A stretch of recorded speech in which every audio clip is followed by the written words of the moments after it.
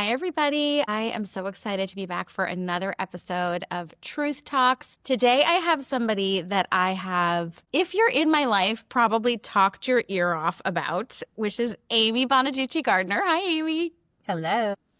I get so giddy thinking about Amy, talking about Amy. She has changed my life, or probably what you would say is you have supported me in changing my life because Yep, because I did not do it. I knew you were going to you were Mhm. going to say that.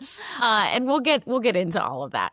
But if you've been reading my content at all, if you've been in the Chronicon community, or if we're friends, you've heard me talk about how much nervous system work has changed my life in a way that I did not actually think or believe or know was possible before I met Amy in September of 2022.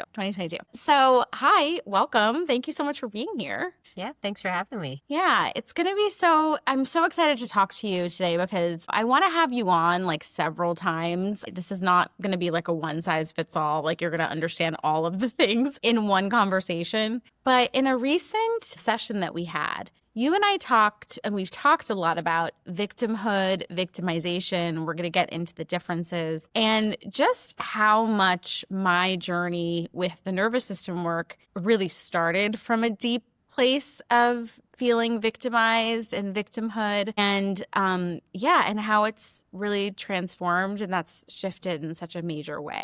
So I thought that would be a really great thing to unpack today because especially for those folks who are living in a chronically ill or disabled body, there is that reality of feeling like this disease is like giving me so much pain, is taking over my body. I can't walk because of it or whatever it might be for each person. So can you, before we even like jump fully into that, can you just talk to us high level about the different stages of like fight or flight, nervous system, parasympathetic? And I know there's a lot to each stage, but just to kind of give people an overview and then we can get into the victimization conversation. Sure. So first of all, there's lots of frameworks to understand the nervous system. And so this is one that it's the framework that I primarily work with. Polyvagal, completely different framework. In this framework, there are 7 stages to your fight or flight or your sympathetic response. And stage 1 is referred to as an investigation stage. And it's also one that has very little changes in our structure, very little changes in our physiology, but it's an investigation. I hear a loud noise, maybe it startles me, I go figure out what it is, and then I take action based on what I find out. And if it's nothing, then I would just go back to being parasympathetic, end of story, might not even remember it at the end of the day. But if that loud noise turns out to be an intruder,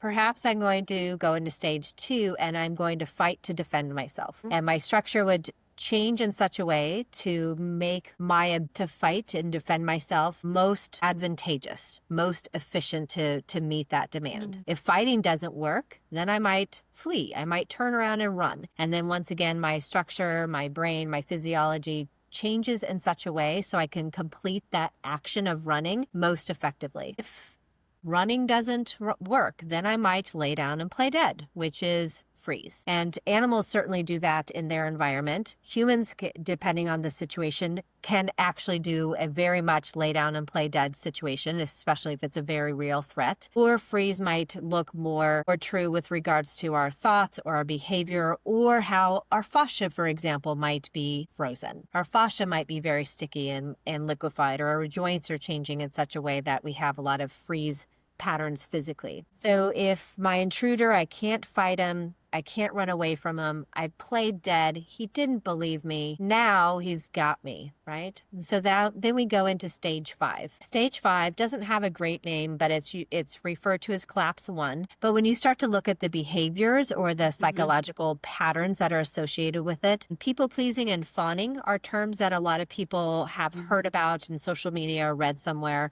So those behaviors are consistent with collapse 1. And that doesn't work, then I go into stage 6, which is collapse 2. Again, not a very good one. Ego becomes a very central part of it. In addition to the ego, that's where behaviors such as victimhood, martyrism, and narcissism become very prominent. If those stages are also like in a more of a natural setting, if a critter has gotten me, those stages would help me best survive it. So maybe I'm not going to remember it as well once if I do survive, or the experience of it might not be quite as painful as what it otherwise would be. Right? Or it's my nervous system's way of holding my hands as I walk towards death. Right? Moving forward from there, then I have stage 7, which is also referred to as shock and rigor. And shock and rigor is something that we can go to immediately. We don't have to go through those stages to get to shock and rigor. So if I'm, say, like hit by a car and now somebody says, oh, she's in shock, right? Let's assume I wasn't really damaged by it. Right? That's shock. And they usually put a blanket on you or they treat you in such a way to address the shock. So if something really alarming has happened, I might go straight to stage 7. And it can be sort of like a coma-like experience, but without fully losing consciousness.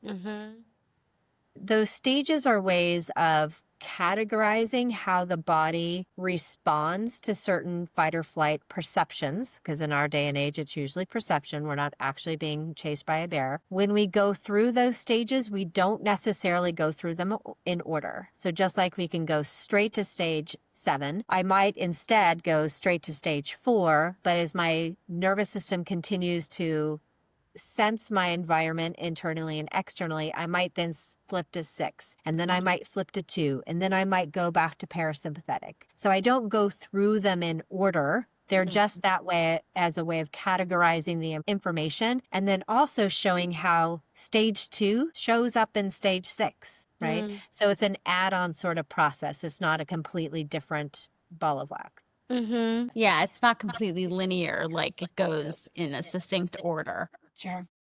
And yeah, I don't know for all of you out there if any of this sounds confusing or overwhelming. I don't want to project that onto you. I know for me, when I first met you, it was really hard to absorb a lot of this information. I mean, I've been working with you now for over 2.5 years, and I feel like I'm just really understanding all the different layers and nuance. So something you had said to me in the very beginning is, something to the effect of like, you retain what you need to retain in the moment and just kind of leave the rest and it'll come to you as needed, which I think is really helpful when you're learning all of this. Sure. And a lot of times that you take in information that you don't know that you take in, and it will present itself when it's relevant. So if the information isn't relevant, you're not going to really take it in right now, or you're not going to apply it because it's just not relevant. Yeah, that's really helpful versus going into a sense of overwhelm. Like, I don't understand anything that's happening or what are they saying? That's not going to help you. So I just want to name that. And why I really wanted to talk about the victim conversation today is like what I said, that there's so many people, and I struggle with this as a speaker, as, a leader in my community and all of that. Because I really understand when you're going through something and when your body is going through something, or even you're going through something emotionally, like when I went through a divorce or so many different things that we go through, it really does feel like this is happening to me. And now my whole personality became this is happening to me for many decades. So can you help us just understand the difference between victimhood and victimization? And then, how that plays into the nervous system conversation. Sure. So first of all, victimization, when I use that term, I'm talking about somebody stole my car. So I'm a victim of theft, or I was assaulted. So I was victimized physically. So that's what, when we talk about I'm a victim and I've actually had something happen to me, that's victim or victimization. Victimhood may or may not happen with victimization. So if I've been assaulted, I've been victimized, but I might not experience victimhood. So victimhood is where I have some sort of story or personal failure, and I somehow blame or turn the table in such a way that it's the external situation that caused my problem. It wasn't me, right? It was that other person, or it was the food that I ate that day, or something else. So it wasn't me, not my fault. It's something else. And that's victimhood. And all of us do it. We all play that victim card at one point in our lives. sometimes a lot. Some of us live it. So it's nothing to be ashamed about. We all do it. We aren't proud of it, but as soon as you can admit, yeah, I've been that way, you can also start to let go of it. Mm-hmm. Yeah, that's really helpful. I think, understanding that it isn't anything to be ashamed of, I think that was a big turning point for me because I actually, when I met you, I thought I had really overcome. I thought I had really overcome the victim conversation because intellectually, I, have read all the books and I've done tons of work. I've been to therapy. I've done all the things. And so I guess that's also interesting to parse out. What's the difference between like acting like a victim or like the embodiment of victimhood? Yeah, versus like the way that I was when I met you. I really felt like, well, I'm not a victim. I feel I'm a chronic illness advocate, Amy. Like, how can I be a victim? you know? So what is that nuance for people who might be listening? Yeah. So you did a lot of self-help work Yeah. before you met me. And that was kind of one of the beauties of with the start of our relationship is you had already done a lot of work for me.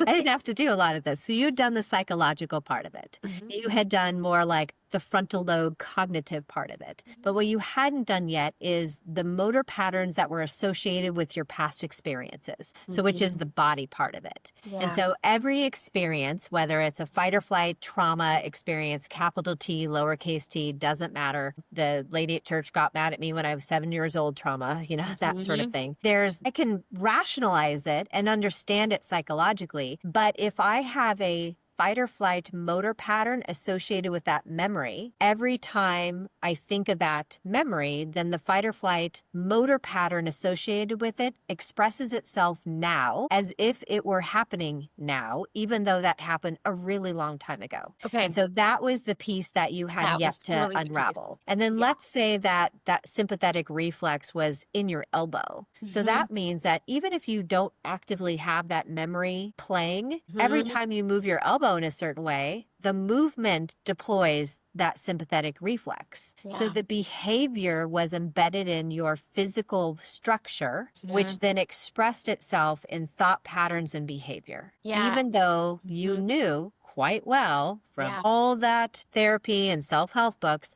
that it was actually something different. Your brain was convinced, your body was not. Yeah. And it's so wild because I knew there was a moment where I started to see that that was what was happening in my life right before we met, because I had gotten diagnosed with a rare neuromuscular disease, as many of you know. And I was like, how can I like be this positive and optimistic and like really feel so empowered in so many ways and still be experiencing such illness? Like everything I read, especially from like Eckhart Tolle to all the greatest masters in the world, they all really like lay out that this is not how it works. Like, when you're in alignment in a certain way, it's just not disease, and different things like don't manifest in quite an extreme way or in the same way. And so when we met, one of the things that I want you to kind of just double click on or parse out a little bit more is just what you mean. Like, I know when you said the elbow thing, that does bring it to, light a little bit more, gives you a visual. But for me, for example, I got my first chronic illness diagnosis at the age of 10. And so I knew that, obviously, and I would like talk about it and I wrote speeches about it and I did all these things. But I didn't realize the physical aspect of every time I said it. There was, I guess what you're saying is like a motor pattern that you call it that was happening. So can you just kind of use that as an example and talk about it a little more? Yeah. So one thing to keep in mind too is that there's a lot of frameworks that you can think about disease expression. And one of them is that, especially in the stages 5 and 6, that's where a lot of autoimmune diseases or syndromes, they pop up then. And autoimmune diseases is basically where the body starts to take out a system, right? It starts to shut something down. And that's where those stages 5, 6, 7, that grouping is referred to the stages of conservation. And your body, your nervous system will start to take out systems for the preservation of the greater good. And so while we may think like, oh, my body's doing this to me, my nervous system, my whatever's killing me, right? Maybe it's just trying to keep you alive as long as it possibly can. And when circumstances change, we can also change this. Mm-hmm. Because really, that's just an expression of the unconscious perception of your internal and your external environment. Yeah. And it's I find it to be such an edgy thing to talk about for a lot of people because of what we just discussed. When you're in stage 5 or 6, which so many chronic illnesses, that's where you're really living. That's where I was. I was a full-blown 6, I mean, to the max. And one of the things I really saw in my work with you is that people talk about narcissism a lot in like the zeitgeist, and they're always throwing it around. And I've never been called a narcissist, but what I realized in the fact that stage 6 has like narcissistic tendencies, I was like, oh, a lot of folks, myself very much included with chronic illness, we are so self-focused in the moments, especially if we're in a flare or we're like going to a new experience or we don't feel like all of our needs are perfectly met. That was something that I used to experience a lot. It's not actual diagnosable narcissism, but it is this quality of like everything has to be about me and my needs because I will not be okay and I won't survive if you don't make sure my food is this way, my bed is this way, my walking is this, whatever, Sure.